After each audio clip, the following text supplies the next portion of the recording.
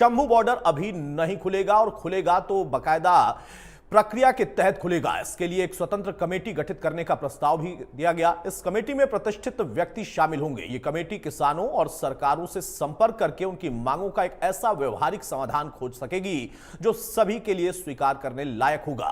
Supreme court के आदेश के बीच ही किसान नेताओं ने संसद परिसर में कांग्रेस सांसद राहुल गांधी से मुलाकात की और अपनी मांगों पर उनको एक पत्र भी सौंपा। किसान संगठन एमएसपी सहित कई मुद्दों पर कई महीनों से आंदोलन कर रहे हैं। इसको लेकर संसद के मौजूदा सत्र में एक प्राइवेट मेंबर बिल की मांग कर रहे हैं। किसान नेताओं ने अपनी मांगों को लेकर राहुल गांधी को अवगत कराया। वहीं किसानों की मांग पर राहुल गांधी ने कहा कि मांगों पर विपक्षी दलों से वो वार्ता करेंगे। किसानों को एमएसपी की लीगल गारंटी मिलनी चाहिए।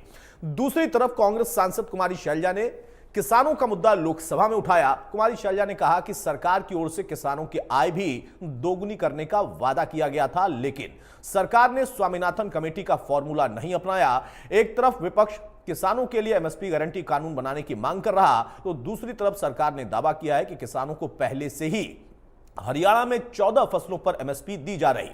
तो ये तमाम मुद्दे ऐसे हैं जो कि अभी फिलहाल अनसुलझे हैं, लेकिन सुप्रीम कोर्ट ने एक बात स्पष्ट कर दिया कि शंभू बॉर्डर पर यथास्थिति दोनों ही सरकारें, खासतौर से हरियाणा सरकार, बनाकर रखे और एक प्रक्रिया के तहत बैरिकेडिंग वहां पर धीरे धीरे करके खोली जाए, क्योंकि जो ग्राउंड्स वहां पर रखे गए उसमें इस बात का जिक्र किया गया कि अगर अचानक से बॉर्डर खुलता है तो संगठन तैयार है और फिर वो दिल्ली का घेराव कर देंगे। देश की राजधानी को भी हमें देखना है कि कहीं पिछली बार की स्थिति ना बन जाए।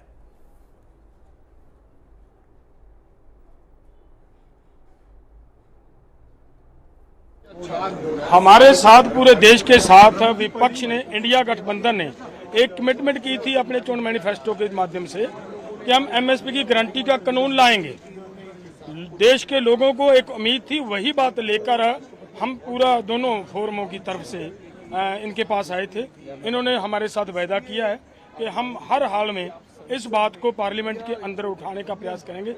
यहीं तक नहीं, हमारी कोशिश होगी कि किस तरीके से इसको सॉर्ट आउट करवाया जाए, हल करवाया जाए, वो हम करवाएंगे। दूसरी बात, हमने उनके साथ ये भी रखी है कि जिस तरीके से हरियाणा गवर्नमेंट की तरफ से हमारे लोगों के ऊपर गोलियां चलाई गई, लोगों को शहीद किया गया, लोगों को जख्मी किया गया, उनको हरियाणा गवर्नमेंट ही अगर इन्वेस्टिगेशन करेगी तो इंसाफ नहीं मिलेगा।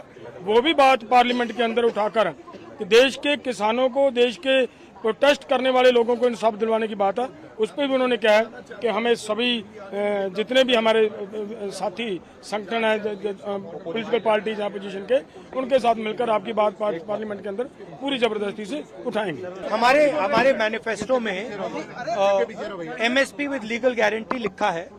हमने पूरा उसका असेसमेंट किया है, वो किया जा सकता है। अभी मीटिंग में हमने ये डिसाइड किया कि जो इंडिया गठबंधन के बाकी लीडर्स हैं उनसे हम ये डिस्कशन करेंगे और फिर सरकार पर दबाव डालने की कोशिश करेंगे कि legal guarantee, MSP legal guarantee Hindustan के किसानों को मिले। हम आपसे केवल, माननीय प्रधानमंत्री जी अगर इंटरवीन करें, हम केवल ये चाहते हैं, देश के लिए देश को बताइए कि आप कुछ सीख ले रहे हैं। जो आपको दिखा रहा है देश एक दिशा, उससे कुछ सीख लें। अग्निवीर स्क्रैप करिए, एमएसपी को लीगल गारंटी दीजिए और फार्म लेबर को, हर लेबर को 400 रुपया प्रतिदिन आप कर दीजिए, वरना आपका वही हाल होगा जो बाकी देश ने आपको दिखाया है। किसानों के लिए क्या होना, किसान तो इन्होंने वायदा किया था 2022 तक हम आमदनी दुगनी करेंगे। आमदनी तो दुगनी नहीं, लागत दुगनी से ज़्यादा कर दी।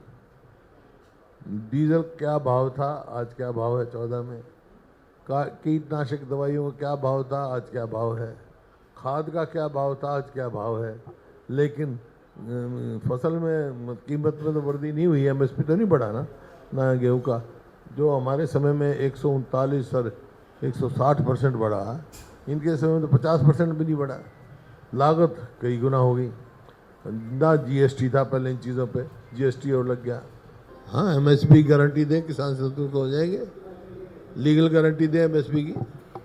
सबसे पहली मांग तो है उनकी एमएसपी की लीगल गारंटी, जो कांग्रेस ने वायदा कर रखा है। जो कांग्रेस लगातार इस प्रकार का दुष्प्रचार कर रही थी कि एमएसपी बंद कर देंगे, लगातार एमएसपी भी देने का काम हमारी सरकार ने किया है। और उसके साथ साथ हरियाणा के अंदर हमारी सरकार ने 14 अन्य फसलें भी एमएसपी पर खरीदने का काम ये हमारी सरकार ने किया है। और उसके आगे भी मैं बताना चाहता हूँ, कांग्रेस की सरकारें पंजाब के अंदर भी रही हैं, राजस्थान के अंदर भी रही हैं, परंतु 2 फसलें जो केंद्र खरीदता था, गेहूं की और धान की, वही फसलें ही ये लोग खरीदते थे। एक भी दाना अन्य किसान का इन्होंने एमएसपी पर नहीं खरीदा। मनोहर लाल जी ने हरियाणा के अंदर 14 अन्य फसलें भी एमएसपी पर खरीदी, भावांतर भरपाई देने का काम किया। लगातार किसान को जो अन्य सब्सिडियाँ भी देने का काम हमने किसानों को किया है कि उनको सोलर पंप देने का काम किया है, 5 HP 10 HP, और उसका लाभ भी हमारे किसानों ने उठाया है। नहीं, देखिए, जहां एमएसपी की बात है, जितना एमएसपी हमने बढ़ाया आज तक कभी किसी सरकार ने इतना एमएसपी बढ़ाया नहीं। और जहां तक खरीद की बात है तो वो स्टेट जो है उनकी जिम्मेदारी है, सारी सेंटर की जिम्मेदारी। सेंटर तो जो खरीद रहा, लेकिन हम हैं जैसे हरियाणा में हम 14 फसलें खरीद रहे। तो जो कांग्रेस के लोग बयान दे रहे, जरा उनसे एक बार पूछ लियो कि उन्होंने कितनी फसलें खरीदी थी। बराबर में हमारे पंजाब है, उससे पूछ लो कितनी खरीद रहे हैं। और जो किसान के लिए हम कर रहे, चाहे उसका मुआवजा देने की बात है, हम 15,000 मुआवजा दे रहे, बाकी सारे प्रदेश में जो दूसरी स्टेट हैं वो 8,000 दे रहे हैं। तो जितना काम हम किसान के लिए कर रहे हैं, मैं समझता हूँ कभी कांग्रेस ने इस प्रकार की सोच भी नहीं रही। बहरहाल तो राजनीति का दौर जारी है, लेकिन उसी बीच में आप देखिए कि कोर्ट का आदेश क्या है। शंभू बॉर्डर पर यथास्थिति बनाए रखने का आदेश सुप्रीम कोर्ट ने दे दिया, क्योंकि हाई कोर्ट की तरफ से शंभू बॉर्डर खोलने का आदेश दिया गया था। इसके साथ ही सुप्रीम कोर्ट ने कहा कि एक स्वतंत्र कमेटी का गठन किया जाए। कमेटी में वो लोग हों जो कि विशेषज्ञ हों और किसी एक पक्ष के ना हो, और वो कमेटी जब इस पूरे मामले की तहकीकात करेगी, सारे पहलुओं को समझेगी, तो कुछ ऐसा समाधान निकाले जो कि सभी के लिए स्वीकार्य हो। कमेटी किसान और सरकारों के साथ संपर्क करेगी और उनसे वार्ता करेगी कि कहां पर पेच फंसा है, कहां पर बात नहीं बन रही। सभी को स्वीकार करने वाला समाधान निकालने का आदेश दिया गया है। पंजाब हरियाणा सरकार सदस्यों के नाम सुझाने का आदेश उनको दिया गया है, यानी दोनों ही सरकारें अपनी तरफ से कुछ सदस्यों के नाम सुझाव के तौर पर दे सकती हैं। तो यह सुप्रीम कोर्ट में आज जब सुनवाई हुई तो मोटा मोटा निकल कर आया। और यहां पर यह मुख्य बात है कि शंभू बॉर्डर पिछले 5 महीने से बंद है और सरकार की तरफ से यही पक्ष रखा गया था कि किसान तो ठीक है, लेकिन उसके साथ साथ बाकी लोगों की भी परेशानी बहुत ज्यादा है। शंभू बॉर्डर 5 महीने से बंद होने की वजह से किसान चूंकि 13 फरवरी से वहां पर डेरा डाले हुए हैं, वहां पर आने जाने वाले लोगों के लिए बहुत ज्यादा मुश्किल है। दुकानदारों पर, व्यापार पर, रेहड़ी वालों पर, सब पर इसका असर है। हमारे साथ कुछ खास मेहमान हैं, उस पर आपको तारुफ कराता हूं। चर्चा में आगे बढ़ते हैं। डॉक्टर पंकज बेनीवाल हैं, बीजेपी के प्रवक्ता, हमारे साथ। बहुत स्वागत है डॉक्टर पंकज आपका। मनीष खटाना है, कांग्रेस के प्रवक्ता, बहुत स्वागत है मनीष भाई आपका। अमनदीप केसरी है, इनेलो के प्रवक्ता, बहुत स्वागत है अमनदीप आपका। मनीष खटाना, शुरुआत में आपसे कर रहा हूं। 2 सवाल है। पहला कि जो शंभू बॉर्डर खोलने का मामला था, उस पर सुप्रीम कोर्ट ने कहा कि अभी शंभू बॉर्डर नहीं खोला जाएगा। जो संगठन अभी से तैयारी करके बैठे थे, फिलहाल उनको वहीं बैठना पड़ेगा। दूसरी चीज कि किसान संगठन मुलाकात करने जाते हैं राहुल गांधी से, और राहुल गांधी कहते हैं हमारे मैनिफेस्टो में ये था। भाई, वादा आप करें, पूरा कोई और करे, ये कैसा वादा?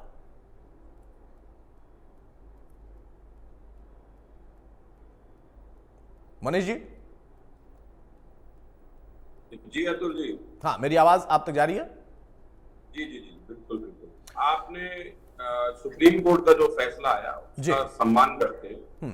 सुप्रीम कोर्ट का जो फैसला सुप्रीम कोर्ट ने इसलिए दिया कि सुप्रीम कोर्ट नहीं चाहता कि जो हालात पहले पैदा हुए, या जितने भी ये अपने लोग थे, ये आकर दिल्ली बॉर्डर को सील करे या दिल्ली को जाम करे। और उन्होंने कहा एक निष्पक्ष कमेटी बननी चाहिए, उनकी राय लेनी चाहिए, और सरकार को दोनों का जो तालमेल है वो सामंजस्य होके इसका समाधान होना चाहिए। तो हम सुप्रीम कोर्ट के फैसले का स्वागत करते हैं। और दूसरा तरफ शंभू बॉर्डर पे जो 5 महीने से किसान बैठे हुए हैं, जो जाम लगा हुआ है, तो शर्म आनी चाहिए सरकार को। अगर लोगों की आवाजाही में तंग हो रहे हैं, लोग आने जाने के लिए परेशान हो रहे हैं, तो सरकार को उसके लिए कदम उठाना चाहिए।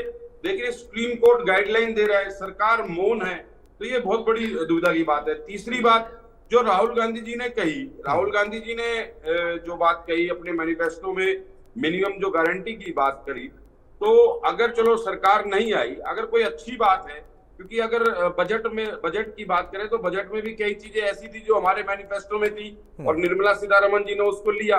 तो अगर किसानों की हक की बात राहुल जी बोल रहे हैं तो उनको लेना चाहिए, उसमें दुविधा क्या है? किसानों को संसद में घुसने नहीं दिया, किसानों को संसद की दीर्घा में बैठने नहीं दिया, आखिर में आके उन्होंने राहुल गांधी जी से बात करी और राहुल जी ने सबकी बात सुनी। और मैं एक नेता विपक्ष होने के नाते राहुल जी ने उनसे यही बात करी कि जितनी जल्दी हो आपको बॉर्डर, क्योंकि लोगों को परेशानी नहीं होना चाहिए। और जहां तक सरकार को बात है, मुझे समझ में ये नहीं आता, जहां सरकार का करोड़ों अरबों रुपए का राजस्व है, जब ये अन्नदाता की बात करते हैं, किसान की आय को दोगुनी करने की बात करते हैं, तो इनको मिनिमम एमएसपी पे गारंटी देने को इनको दिक्कत क्या है? जो उसका न्यूनतम जो मूल्य उसका लगता है किसान का, कम से कम वो तो उसको मिल जाए। आज किसान आत्महत्या कर रहा है, हरियाणा का किसान सबसे ज्यादा है जिसमें, तो अगर किसान आत्महत्या कर रहा है तो सरकार को उसका संज्ञान लेना चाहिए। 750 किसान धरने पर शहीद हो गए, शंभू बॉर्डर 5 महीने से बंद है, तो सरकार मौन है या सरकार गूंगी बहरी है या सरकार अन्नदाताओं के लिए काम ही नहीं करना चाहती? क्या ये सरकार वास्तव में अडानी और अंबानी के लिए बनी है? तो ये सोचने का विषय है। और जो देश का अन्नदाता है, नहीं सोचने का विषय बिल्कुल है मनीष भाई, लेकिन सोचने का विषय ये भी है ना, आप कह रहे हैं कि दुविधा क्या है? दुविधा वही होगी सरकार की जो कि आपके दौर में थी, आप भी सत्ता में थे तब आपके सामने दुविधा थी। अब यहां पर प्रश्न ये है कि सुप्रीम कोर्ट के ऑर्डर का आप सम्मान करते हैं, आपने अच्छी बात कही, उसी ऑर्डर के तहत ये कहा गया है कि एक निष्पक्ष कमेटी बने और वो विचार करे। जब कमेटी बनाने के लिए सुप्रीम कोर्ट ने कह दिया तो फिर एक दबाव बनाने के लिए राजनीति क्यों? आप लोकतंत्र में अपनी बात रख सकते हैं, अच्छी बात है, लेकिन जब सुप्रीम कोर्ट ने कमेटी बनाकर ये कहा कि भाई इसको समझना पड़ेगा, यानी सुप्रीम कोर्ट को भी लगता होगा कि एकदम से फैसला लेना सही नहीं है या जायज नहीं हो पाएगा, इसीलिए उन्होंने कहा है कि सरकारें सुझाव दें और कमेटी इस पर विचार करके एक ऐसा समझौता तैयार करे जो सबको स्वीकार्य हो। फिर सदन के अंदर हम मुद्दा उठाएंगे, हमारे मैनिफेस्टो में ये था। भाई आपके मैनिफेस्टो में होने की वजह से तो सरकार नहीं कर देगी ना, या आपको लगता है करना चाहिए? अतुल जी, किसान के अगर हित की कोई बात है वो किसी भी पार्टी के मैनिफेस्टो में हो। अगर देश में आज सरकार चल रही है तो देश में गरीब मजदूर किसान कमेरे वर्ग के लिए चल रही है। अगर किसान हितैषी फैसला कोई भी किसी के भी मैनिफेस्टो में हो, उसको अपनाने में मुझे नहीं लगता किसी को गुरेज होना चाहिए। क्योंकि इससे पहले भी निर्मला सीतारमण जी मैंने बताया कि बजट में हमारी चीजें ली है तो उनको अच्छी लगी तो ली है। और किसानों के हित में अगर राहुल गांधी जी कुछ बोल रहे हैं या हमारे मैनिफेस्टो में है, और अगर वो किसान मांग क्या रहा है, किसान एमएसपी मांग रहा है। और जहां तक हमारी सरकार की बात थी अतुल जी, हमारी सरकार में महंगाई इतनी नहीं थी। हमारी सरकार में अगर हरियाणा सरकार की बात करें तो हुड्डा साहब ने शपथ लेते ही सबसे पहले 1600 करोड़ का बिजली का बिल किसानों का माफ करने का काम करा। यूपीए की सरकार में 70,000 करोड़ का किसानों का कर्जा माफ होने का काम किया। और हरियाणा सरकार में हुड्डा साहब ने किसानों को डीजल पे सब्सिडी देने का काम करा। ठीक बात। इन्होंने तो जो किसान के जो उपकरण है, ट्रैक्टर है, जो अन्य यंत्र है, उनके ऊपर भी 18% 24% जीएसटी लगा दी। तो जो सरकार किसान से जीएसटी लेने के लिए आतुर है, जो सरकार किसानों को मारने पे आतुर है, वो उनको मुझे लगता नहीं कि किसी तरीके से रिलैक्सेशन देने के लिए ठीक बात है, जवाब ले लेते हैं। तो फिर उस सरकार से उम्मीद ही आप क्या करते हैं जब आपको लगता है कि वो किसानों के साथ खड़ी नहीं है, फिर भी आपको उम्मीद उन्हीं से है और वो भी वादा आपका? डॉक्टर पंकज बेनीवाल भाई, कांग्रेस ने अपने मैनिफेस्टो में वादा कर दिया इसलिए आप लोग पूरा नहीं कर रहे हैं? नमस्कार अतुल जी, सभी साथियों नमस्कार, सभी दर्शकों मेरा नमस्कार। देखिए, मैं शुरुआत से इस बात में चलूं। स्वामीनाथन रिपोर्ट आती है जून 2006 में। जून 2006 में सरकार है,